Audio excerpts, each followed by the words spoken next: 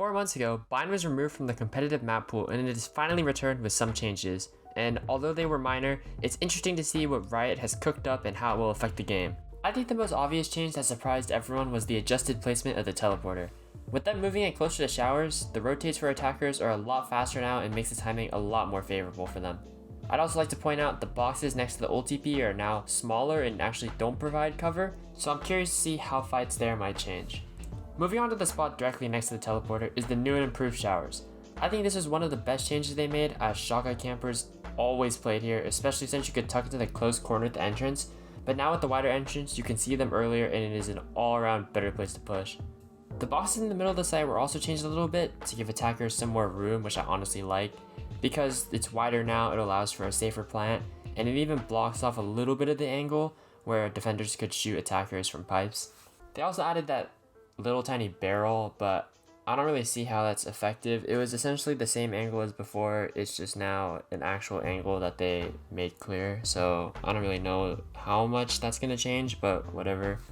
And the last change is the removal of the pocket on backside A, which is probably one of my favorite changes. To be honest, I fucking hated this pocket just because of how annoying it was, and it was just such a stupid thing, so I'm actually really excited that it's gone.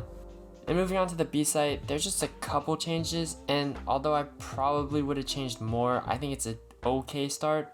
The first one is probably the most necessary thing, which was expanding the CT door.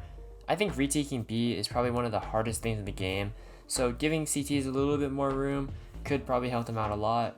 But what was actually made to help them out even more was the new utility window in between site and halls that has room where you could literally just throw any piece of util through. And this could technically help both sides because attackers could throw util through that window to push elbow, but I think it's mainly for retakers throwing util to help retake B.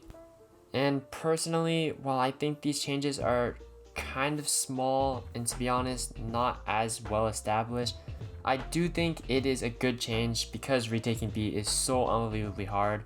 What I would add personally is just a little bit more for elbow, because I feel like retaking through elbow is just so incredibly difficult because the second it's usually walled off first of all, or smoked off, whatever, and when you push through it, it's just there's so many angles, and unless you have like a lot of util, it's honestly impossible.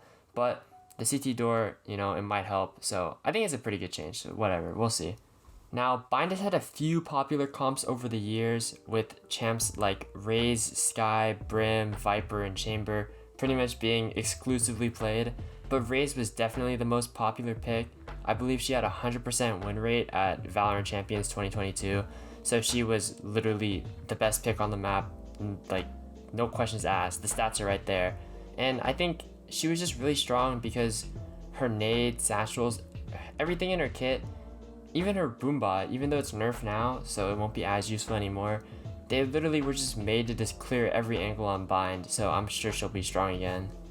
Another agent that I think will actually have a comeback in the new Bind is Harbor. We already know he's super strong. The Loud comp pretty much solidified his position as one of the best just because of how annoying he is, especially on Pearl. But I think with the new Harbor util that's just so much stronger than it was before, and Viper being pretty dominant on the map, I think we can see him getting a lot of playtime. And speaking of Harbor Viper, the Harbor Viper comp is definitely going to be an interesting one on Bind. Viper has already played a lot. Viper Brimstone is usually what people go for, but I think Brimstone and Harbor are pretty similar on this map, so I wouldn't be surprised if Harbor is slotted in. And Brimstone is also still viable though. I like playing Brimstone a lot, so I think either of them are pretty good. Brimstone's probably better in solo queue because you're probably just gonna have one controller, but I can still see honestly any controller work, it's just those are probably the best. And then just as initiators go, I probably would say every initiator is good.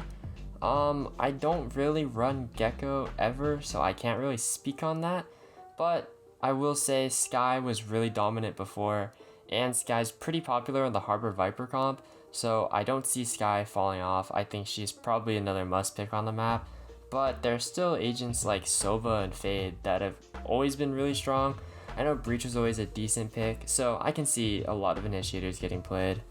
I guess the last kind of Asian role that I should talk about is Sentinels, but to be honest, Sentinels don't really get played a lot on this map. Killjoy is a lot better now though, so maybe I can see Killjoy and a little bit of Cypher getting played, but I feel like the best Killjoy ult was in Elbow, and maybe if someone comes up with a lineup where you can like break the Elbow ult through the utility window, I think that would honestly take Killjoy out of the meta. So I don't know.